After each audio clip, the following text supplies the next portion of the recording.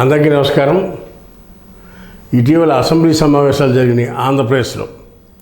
ఆ సమావేశాల అనంతరం ముఖ్యమంత్రి గారు అందరికీ విందు ఇచ్చారు. ఆ విందులో ఏ జిల్లా వాళ్ళు ఆ జిల్లా వాళ్ళు కూర్చుని మంత్రులు ఎమ్మెల్యేలు మాట్లాడుకోవడం జరిగింది. అలాగే జనసేన వాళ్ళు కూడా అందరూ ఒకసారి గ్యాదర్ అయ్యి మాట్లాడుకోవడం జరిగింది. తదనంతరం అందరూ కూడా జనసేనకు చెందిన 18 మంది ఎమ్మెల్యేలు సీక్రెట్గా ఒక హోటల్లో మీటింగ్ పెట్టారు. ఆ మీటింగ్లో నాదెళ్ల మనోహర్ గారు కూడా ఉన్నారనేది మనకు అందుతున్న సమాచారం. ఈ 18 మంది నాదెళ్ల మనోహర్ గారితో కలిపి 18 మంది ఏం మాట్లాడుకున్నారా అంటే నియోజకవర్గాల్లో పార్టీ పరిస్థితి మీద, నియోజకవర్గాల్లో ఎమ్మెల్యేల పరిస్థితి మీద చర్చించినట్టు తెలుస్తుంది. ముఖ్యంగా జనసేనలో 21 మంది ఎమ్మెల్యేలు ఉంటే 2 ఎంపీలు ఉంటే ఒక ఎంపీ గారి మాటలు లెక్క చేయట్లేదంట ఎవరో అధికార యంత్రాంగం. ఇకపోతే ఇంకొక 3 ఎమ్మెల్యేలలో 21 మందిలో 3 మాట సాగుతూ ఉందనేది చెప్తున్నారు. 3 యొక్క ఎమ్మెల్యేల మాట చెల్లుబాటు అవుతుంది. ఎవరెవరా అంటే పవన్ కళ్యాణ్ గారు, నాదెళ్ల మనోహర్, కందుల దుర్గేష్. ఈ 3 మంత్రులుగా ఉన్నారు కాబట్టి వాళ్ళ నియోజకవర్గాలు వాళ్ళు ఏ చెప్పినా యంత్రాంగం మొత్తం చేసుకెళ్ళిపోతుంది.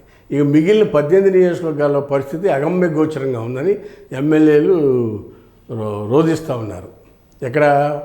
నాదెళ్ల మనోహర్ దగ్గర. నాదెళ్ల మనోహర్ గారు అంటే సీనియరు, గతంలో 2 సార్లు ఎమ్మెల్యే చేశాడు, స్పీకర్గా చేశారు కాబట్టి ఇప్పుడు మంత్రిగా ఉన్న ఆయనకి అధికారులతో ఎలా పనిచేయించుకోవాలో, ఎలా మాట్లాడాలో, ఆ వ్యవహార శైలి, అడ్మినిస్ట్రేటివ్ శైలి అంతా కూడా తెలుసు కాబట్టి ఆయనకు పనులు అవుతూ ఉన్నాయి.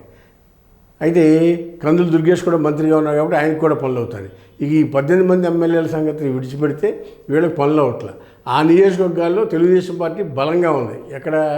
జన సైనికులు గెలిచిన 18 నియోజకవర్గాల్లో కూడా బలంగా ఉంది. బలంగా ఉండడం వాళ్ళంతా ఎమ్మెల్యేలు ఉండడంతో పాటు అపోజిషన్ పార్టీ ఇన్ఛార్జీలు ఎవరైతే ఉన్నారో తెలుగుదేశం తరఫున గతంలో ఆ నియోజకవర్గంలో ఎమ్మెల్యేగా చేసిన వాళ్ళు, పోటీ చేసి ఓడిపోయిన వాళ్ళు ఉన్నారు కదా టీడీపీ తరఫున, వాళ్ళ మాటకి ఎక్కువ ప్రయారిటీ ఇస్తూ ఉన్నారు అధికార యంత్రాంగం మొత్తం. ఈ జన సైనికులు సంబంధించిన ఎమ్మెల్యేల మాట పెడచెవును పెడుతున్నారని ఈ సందర్భంగా వాళ్ళందరూ కూడా ఇక్కడ మనోహర్ గారి దగ్గర ఓపోయారు. మనోహర్ గారు దీని పరిష్కార మార్గం చెప్తాను, నాయకుడి దృష్టికి కూడా తీసుకెళ్ళమని వీళ్ళంతా కోరారు. అయితే నాయకుడికి ఆల్రెడీ ఈ విషయాలన్నీ కూడా తెలుసు, నాయకుడి దృష్టిలో ఉంది, అవగాహనలోనే ఉన్నారు ఈ విషయాల మీద. రాబోయే రోజులు వీటన్నిటికి కూడా పరిష్కార మార్గం చూసే విధంగా కూడా ఆలోచిస్తూ ఉన్నాడు పవన్ కళ్యాణ్ గారు అని నాదెళ్ల మనోహర్ గారు ఈ సందర్భంగా చెప్పడం మనకు తెలుస్తూ ఉంది. ఈ జన సైనికుల పరిస్థితి ఈ విధంగా ఉందనుకుంటే టీడీపీ వాళ్ళది ఇంకో రకంగా ఉంది. టీడీపీ వాళ్ళది గన్నవరం ఎమ్మెల్యే యార్లగడ్డ వెంకటరావు గారు అసెంబ్లీ వేదికగా మాట్లాడాడు. నేను ఎమ్మెల్యే అవ్వటమే దౌర్భాగ్యమైన, ఎందుకయ్యానో అర్థం కావట్లేదు, ఈ దౌర్భాగ్య పరిస్థితిలో ఎమ్మెల్యేగా ఉండేదానికన్నా కూడా ఏం చేయలేని పరిస్థితి వచ్చిందాకని ఆయన వాపోయాడు. అదేవిధంగా గోరంట్ల బుచ్చి చౌదరి గారు అదే పరిస్థితి మాట్లాడుతున్నాడు. ధూళిపాళ నరేంద్ర గారు అదేవిధంగా ఉన్నారు.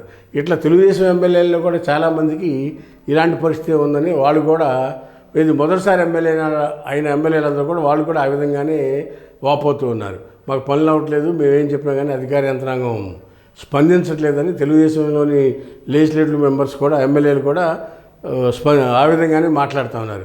వాళ్ళు కాదు ఒక గ్రూప్గా ఏర్పడి మీటింగ్లు పెట్టుకోలేదు, వాళ్ళంతా కలిపి లోకేష్ దగ్గరికి, చంద్రబాబు నాయుడు గారి దగ్గరికి వెళ్ళి విన్నవించుకుంటున్నారు. మా పరిస్థితి ఈ విధంగా ఉంది, మీరు డైరెక్షన్ ఉండి లేకపోతే కలెక్టర్లు చెప్పండి, ఎస్పీలు చెప్పండి అని సంబంధిత పనులకు సంబంధించి వాళ్ళు ఆ విధంగా ఫోన్లు చేయించుకుని చెప్పించుకుంటున్నారు.